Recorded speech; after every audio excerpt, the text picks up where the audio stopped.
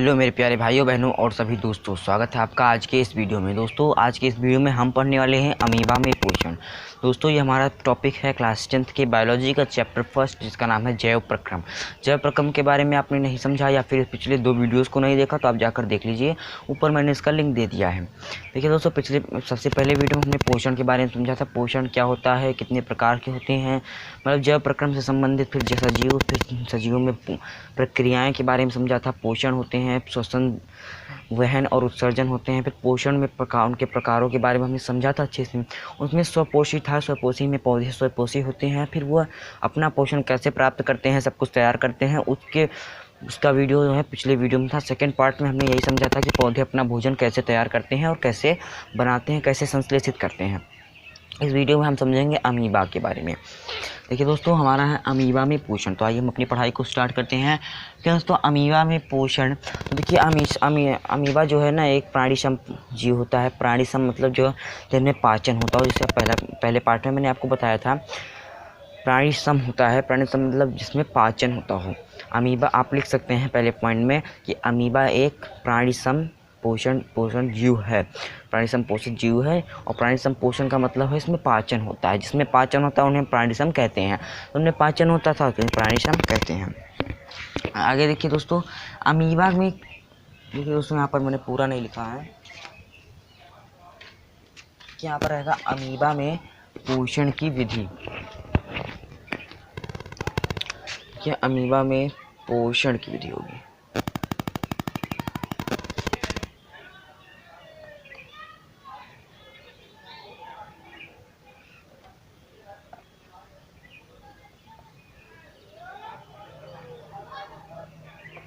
कि अमीबा में पोषण की विधि। अमीबा जो है, अमीबा क्या होता है पहले ये भी समझिए। अमीबा एक ऑर्गेनिज्म होता है, एक जीव होता है जो पानी में पाया जाता है। बहुत ही माइक्रोस्कोप से देखेंगे तभी दिखाई देगा, बहुत छोटा होता है। और वो पानी में ऊपर की सतह पर तैरते रहते हैं। ऊपर उनके सामने जो जीव जंतु आते रहते हैं, कीड़े मकोड़े, यानी उनका भोजन हो गया, उनका शिकार कर सकते हैं। तो वो अपना उसको शिकार कैसे पकड़ते हैं, फिर उसे कैसे खाते हैं, पचाते हैं, और सब कुछ जैसे पौधों में हमने सीखा था उसी तरह से ये भी है, कैसे करता है। ये सभी चीज़ों के बारे में हम इस वीडियो में समझेंगे। देखिए अमीबा में पोषण की विधि क्या क्या होती है। देखिए अंतर्ग्रहण पहला। देखिए आप अपने तरह से सोचिए, आप अगर भोजन करते हैं तो पहले क्या करेंगे, पहले तो उसे अंतर्ग्रहण अपने अंदर लेंगे ना, अपने अंदर प्रवेश कराएंगे ना, उसको मुंह में लेंगे ना। तो वैसे ये भी करता है अंतर्ग्रहण। पहला पॉइंट है अंतर्ग्रहण। अंतर्ग्रहण का मतलब इंटरजेक्शन, यानी अंदर लेना, अपने शरीर में लेना। तो वो कैसे लेता है, देखिए इसमें अमीबा अपने भोजन को कूटपादों द्वारा पकड़ता है। देखिए कूटपाद क्या होता है, देखिए पादों का मतलब होता है, अगर मैं इसको हटा दूं तो पाद, देखिए इसका मतलब होता है पैर, पद कहते हैं ना, पद। इसको अगर हम पादों लगा दें तो कूटपादों, इसका मतलब होता है पैर, पादुकाओं कहते हैं ना। उसी तरह ये पादों मतलब पदों होता है, ठीक है। ये पदों मतलब क्या होता है, कूट मतलब होता है नकली, ठीक है। और पादों मतलब होता है पैर, यानी अपने नकली पैरों द्वारा, अपने नकली पैरों से या फिर अपने नकली हाथ से अपने शिकार को पकड़ता है। यहाँ पर चित्र बनाया है मैंने। देखिए अमीबा का कोई शेप नहीं होता, वो किसी भी आकार का हो सकता है, उसके आकार बदलते भी रहते हैं। मैंने इसे बना दिया है। यहाँ पर एक अमीबा है और इसके सामने एक भोजन रखा हुआ है, ठीक है। यहाँ पर आप इसे लिख सकते हैं,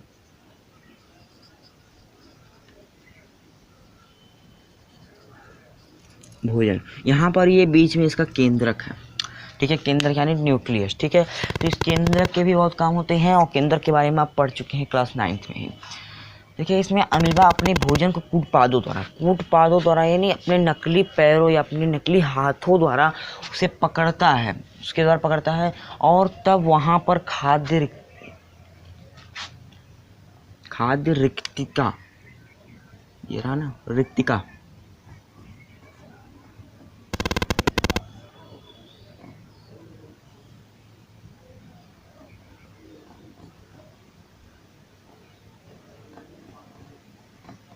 देखिए खाद्य रिक्तिका बनता है। तब वहाँ पर खाद्य बनते हैं, यानी खाने को पचाने के लिए एक एंजाइम बनता है। एंजाइम के बारे में आपको अगले वीडियो में जब मनुष्य में पाचन बताऊंगा तो वहाँ पर अच्छे से आपको बता दूंगा।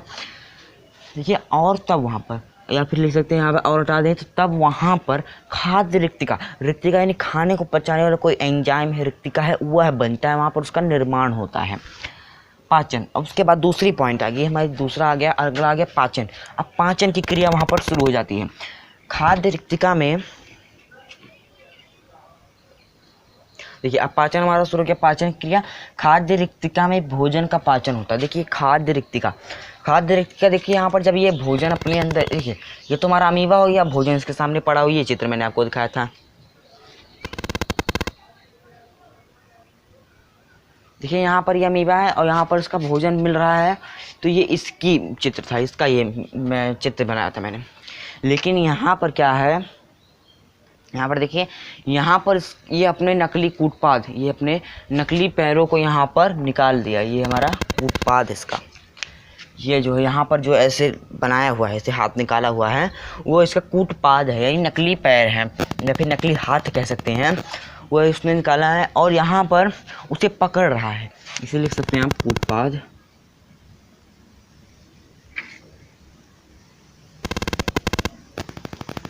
ठीक है, ये कूटपाद है इसकी और इसको पकड़ रहा है। अब भोजन यहाँ पर जब वो बाहर नहीं निकल सकता, अब उसके अंदर खाद्य रिक्तिका बननी शुरू हो जाती है। खाद्य रिक्तिका यानी वही एंजाइम। तो देखिए यहाँ पर खाद्य रिक्तिका में भोजन का पाचन होता है। खाद्य रिक्तिका यानी वो खाद्य का जो एंजाइम मिलता है उसमें उसका पाचन शुरू हो जाता है। पाचन का मतलब क्या है? पाचन का मतलब होता है अघुलनशील पदार्थों को घुलनशील बना देना। जो पदार्थ घुल नहीं सकते, नहीं घुल रहे हैं, उन्हें घुला देना, घुलनशील बना देना, मतलब उसको घुला दे। ऐसे कण जो घुले ना हो, उन्हें घुला देता है वो एंजाइम। ठीक है, तो ये पाचन हो गया कि वो खाद्य रिक्तिका में उसका पाचन शुरू हो जाता है। खाद्य रिक्तिका में बने एंजाइम घुलनशील पदार्थों को घुलाता है। देखिए, खाद्य रिक्तिका में देखिए यहाँ पर खाद्य रिक्तिका में बने एंजाइम अघुलनशील पदार्थ को घुलाता है। अघुलनशील पदार्थ यानी मटेरियल जो भी हम जैसे अपना ही समझिए, मनुष्य को ही समझिए, जब आप कुछ खाएंगे जो अभी घुला तो नहीं रहता ना, तो वहाँ पर पेट में जाने के बाद एंजाइम और जो एसिड वैसिड सब कुछ रहते हैं उसको घुला देते हैं। जब उसको घुला देते हैं तब उसको पचता है। ठीक है, फिर देखिए एब्जॉर्प्शन, अवशोषण। देखिए, एब्जॉर्प्शन का मतलब होता है, देखिए अवशोषण मतलब अवशोषित करना। अब आप भोजन क्यों खाते हैं? उससे ऊर्जा लेने के लिए, उससे ताकत बढ़ाने के लिए, अपनी वृद्धि के लिए, अपने पोषण के लिए। ठीक है, तो अवशोषण मतलब उसमें जो भी अवशोषण मतलब होता है जो भी आप खा रहे हैं, जिससे आपको पोषण मिल रहा है, ताकत मिल रही है, एनर्जी मिल रही है, उसमें जो उसका उपयोग करना, वो उससे एनर्जी मिल जाए तो उस एनर्जी को अवशोषित कर लेना ही अवशोषण कहलाता है। और अमीबा भी सेम टू सेम होता है। पचा हुआ भोजन को कोशिका द्रव्य में अवशोषित होता है। पचा हुआ भोजन कोशिका द्रव्य में अवशोषित होता है। कोशिका यहाँ पर है, इसमें देखिए कोशिका ही नहीं है,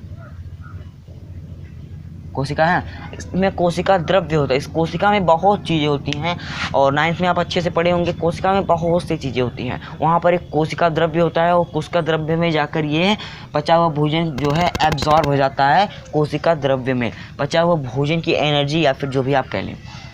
ठीक है, उसके बाद आता है स्वांगीकरण। स्वांगीकरण का मतलब एसिमिलेशन, ऐसा समझ लीजिएगा।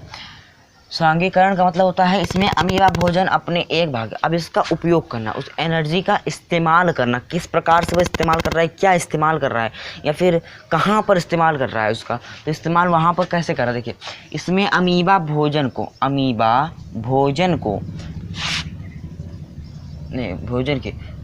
के एक भाग को, जैसे कि आपने ये भोजन खाया, मान लीजिए ये रोटी है, आपने इस रोटी के, उस अमीबा ने क्या किया, मान लीजिए इसने ये भोजन किया, मान लीजिए रोटी खा लिया उसने, कीड़ा मकोड़ा ना खा करके रोटी खा लिया, तो उसने इस वाले भाग का, इधर साइड का, एक मिनट मैं दूसरा कलर इस्तेमाल कर लेता हूँ।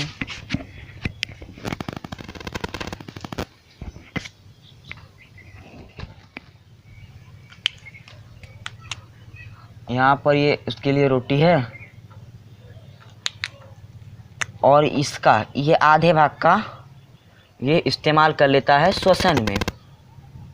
कहाँ पर, श्वसन में इस्तेमाल कर लेता है, यानी सांस लेने में। यानी अमीबा क्या करता है, स्वांगीकरण होता है उसके अंदर, उसमें अमीबा भोजन के एक भाग को, यानी भोजन के एक भाग को उसका क्या करता है, श्वसन में यूज कर लेता है, श्वसन सांस लेने में इसका इस्तेमाल कर लेता है। वहीं दूसरे भाग को, यहाँ पर ये दूसरा भाग है, दूसरे भाग को यहाँ पर उस वृद्धि के लिए इस्तेमाल करता है।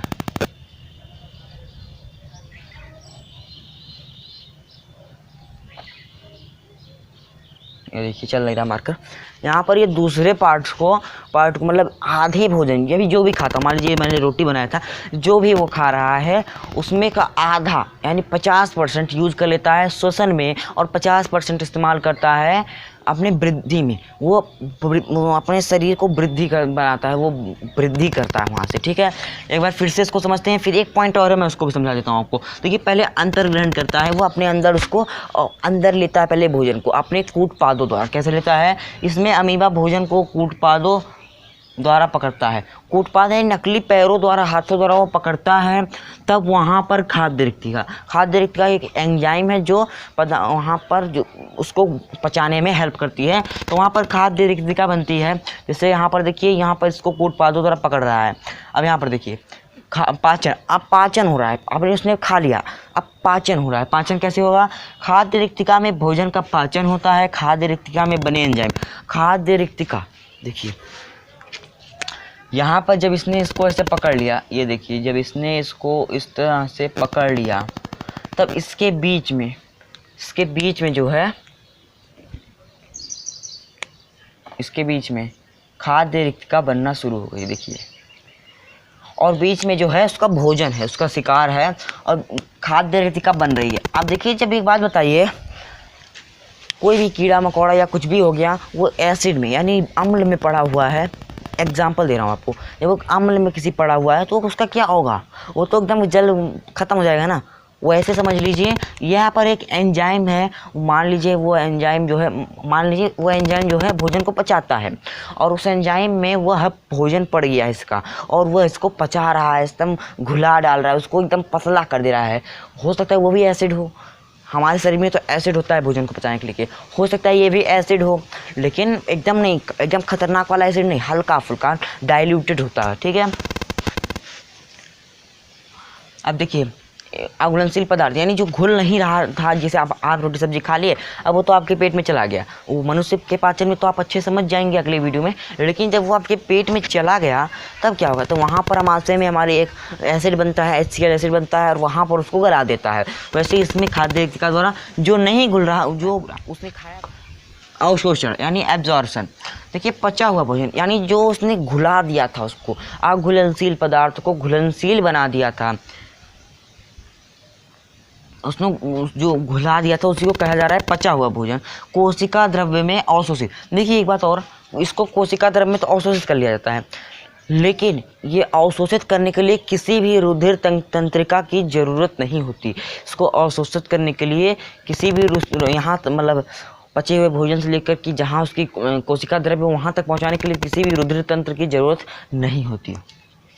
स्वांगीकरण यानी एस्यूमुलेशन, यानी इसमें देखिए, इसमें अमीबा भोजन के एक भाग को, जैसे मैंने बताया ना, भोजन के एक भाग को वह जो है श्वसन में, सांस लेने में उपयोग कर लेता है, और दूसरे पार्ट में दूसरे भाग को इस्तेमाल करता है वो अपने वृद्धि के लिए, वह अपने शरीर को बढ़ाने, इसके अपने शरीर के आकार को बढ़ाने के लिए जो है इस्तेमाल करता है, और एक श्वसन के, मतलब वो भी श्वसन करता है, ये भी सोचिए आप। ठीक है, तो आइए आगे बढ़ते हैं। एक पॉइंट और है, उसको भी मैं समझाता हूँ, आप इसको नोट कर लीजिए तब तक।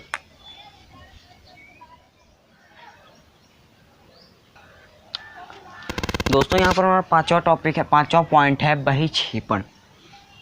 देखिए, बहिक्षेपण का मतलब सिर्फ ये है कि बाहर निकाल देना।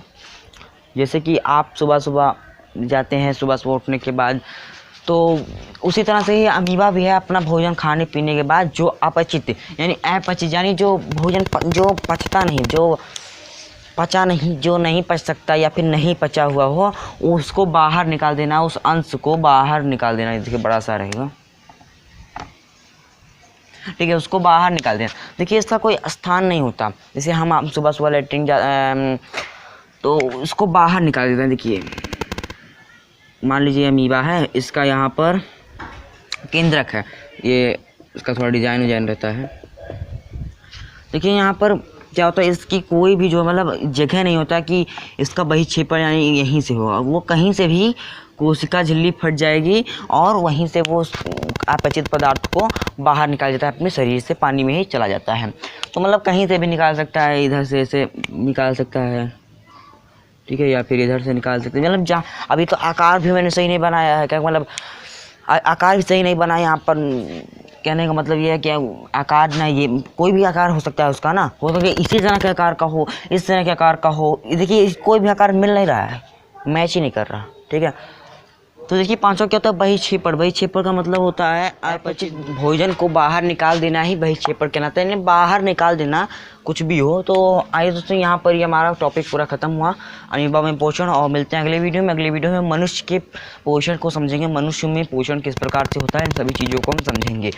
तो धन्यवाद दोस्तों वीडियो को पूरा देखने के लिए। अगली वीडियो को देखने के लिए चैनल सब्सक्राइब कर सकते हैं। कोई भी चीज़ ना समझ में आया हो तो कमेंट कीजिएगा, वीडियो पसंद आया हो, सब कुछ समझ में आया हो तो लाइक ज़रूर कर दीजिएगा। धन्यवाद।